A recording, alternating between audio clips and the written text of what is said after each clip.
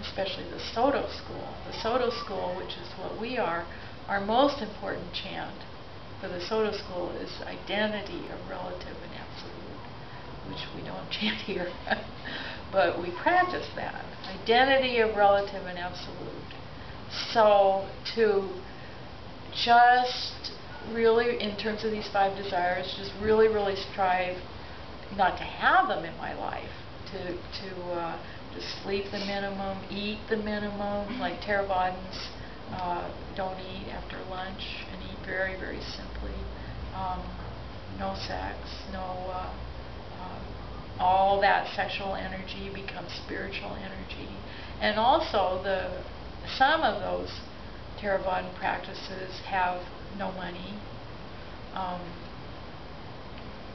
and the humility of a monastic setting. Of course, there is someone who's in charge in a monastery. Power, I think it's pretty hard to get away from power in your life.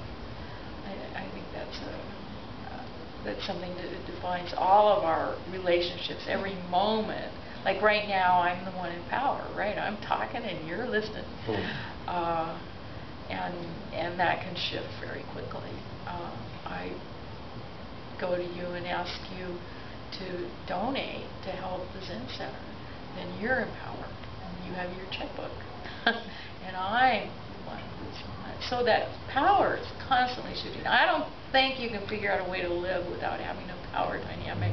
Although some of the Tibetans will go and they literally seal themselves in a cave. They go in and then they put up rocks and stuff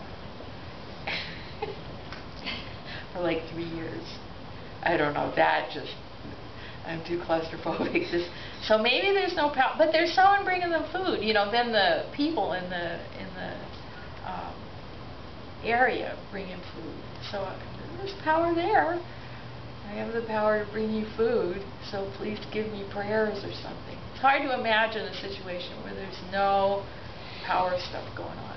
But anyway, that's kind of I don't know if it's old school, but I'm saying old school because I don't know anybody who's living that way. The kind of more strict Theravada practice. Now, Vipassana here in the States is a lay movement. Much more what we're doing today is this identity of relative and absolute. Relative being that everything is love, that universal love, all one. And the relative being my karma, my life, my need for sleep and food to survive, my enjoyment of romantic love and my family, and the need for money, just it's part of life and power. So it's not so much how do I cut off all these desires, it's one, avoiding addiction. All of these things become addictive. Sleep becomes addictive in the form of drugs and alcohol. Food becomes addictive if you don't know how. I could explain it to you.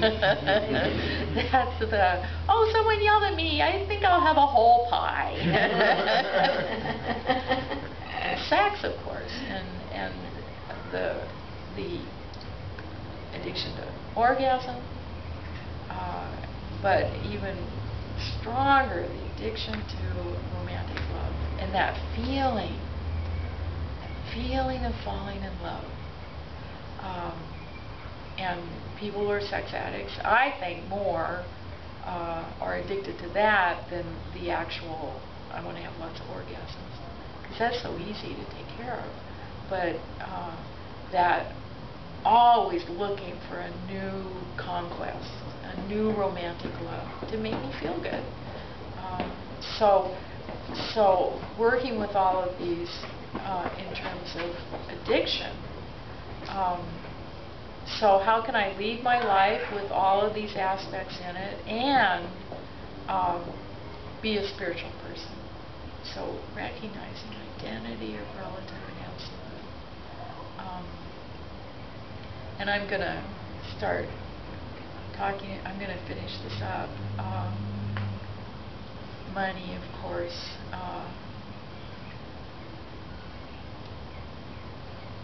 There was a while I read a lot about money. I read a whole bunch of books, and I wish I remembered now what some of them were. Books about money and spirituality. But the one title I really remember is Money is Love. And it is. Money represents, I do something for you and you give me money. So it represents my efforts, my work, and it represents your appreciation for that. So to hate money it doesn't work very well. Recognize money is how we keep track of energy flow.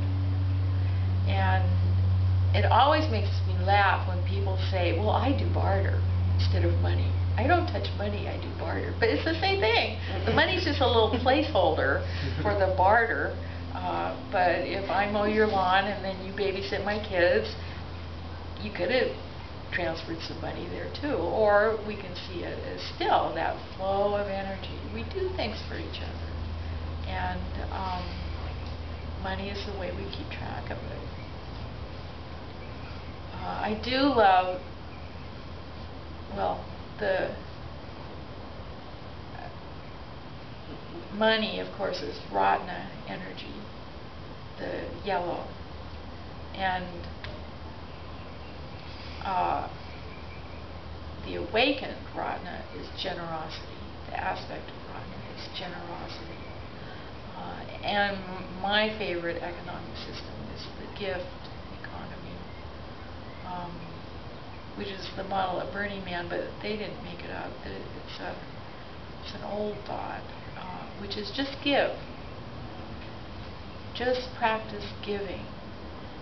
And it's kind of amazing, because I try that. I can get real greedy about money, but I try that just to give. And when I go back and do my income taxes, I'm amazed at how much money I give, because I don't make that much.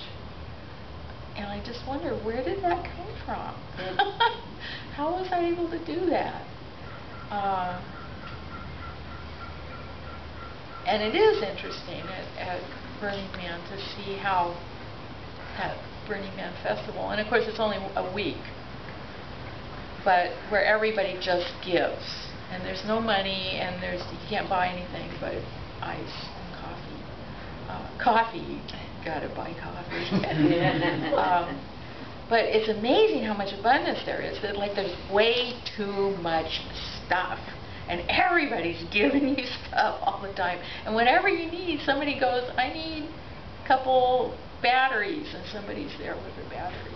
And it used to be at Burning Man, it used to be barter, and it was kind of mean, because I remember I had some little thing to barter, and this guy yelled at me because my little thing was kind of weird. Whatever it was, is that all you have? What about vodka? I never had vodka. But the thing about the giving economy is there's no judgment. It's just giving. And being there. If someone says, I need this, oh, I have that. So I think that's a wonderful way to practice with money, desire. And of course, we can all get greedy around money and feel like there's not enough. And, well, I don't know. Some people, it's like, well, I learned a lot from Bernie about giving to homeless people, to street people, because Bernie always gives, no matter what, when someone asks him. And he never goes through, oh, you know, like sometimes I'll see people give somebody $1 and say, now don't spend that on alcohol. Bernie's like, maybe that's what they need to make their day to day. Maybe a bottle of Thunderbird is just what's needed. And who am I to say? Who am I to say? I'm just giving with no strings attached. Giving with no strings attached. So, and right, without judgment. Oh, well, you look like a nice young man, I'll give you a little money to help you up. So homeless people is a great way to practice giving. Just give something. And if it's a nickel, or if it's the French fries I didn't want, whatever it is. And then recognizing that, of course, money is good. We need money to spread the Dharma. So I'm always surprised when I hear criticisms about somebody has too much money or something. It's a good thing to have a lot of money to use for good. It's a good thing. It's the attachment that gets us into trouble. And the attachment, of course, to a certain standard of living. So again, it's a koan. It's like my family. How much do I need to give my family and still keep my spiritual practice? And the same thing. How much money do I need and still keep my spiritual practice? Because of course, the more money we need, the less time we have for practice. So if we have to have a mansion and 6 cars and a boat and a plane, it's not much time for zazen. So to have our needs be simple is important for spiritual practice. To live simply is important for spiritual practice. And then those of us whose karma is that we have more money, that's a good thing. It's a great thing, because then you have more to give. So it's never a bad thing to have money. And it's just how we use it.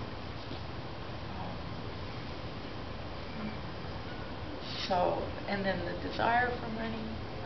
So it's, I need to work more so I can do sesshin or whatever. Just look at that.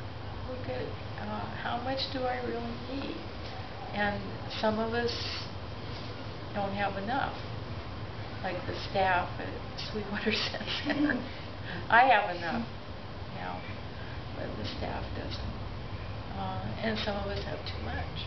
So just taking that as practice, looking at our relationship with money. And I really recommend those spiritual books about money. They were really good. I can't remember their names.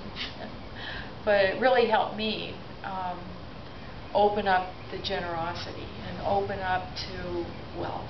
And it's okay to have wealth. And it's a good thing to have wealth with the Dharma. So I'm going to try to finish up now. To me, power is the most important. All of these are really about power. Sex for sure. Sex is so much about power. Money is so much about power. So I'm looking forward to talking about that. And it's something maybe you don't think about much. But like I said, the old book about power, that I'm okay, you're okay. Remember that book? Those of us who've been around a while. But it was all about relationship, and I think, I can't remember very well, but I think it was, there's 3 kinds of relationships. There's adult, child, and child. And so notice when you're in relationship what kind of things going on here in terms of power. And of course, adult's power, child is without power. So how can we shift adult-child relationships to adult, if it's appropriate? But anyway, it's just really interesting to look at relationships in terms of the power dynamic and be aware of it. And it's, again, not that it's wrong. It's just that it's there. And if we're not aware of it, it can really create trouble for us. So anyway, I'll talk about that next time.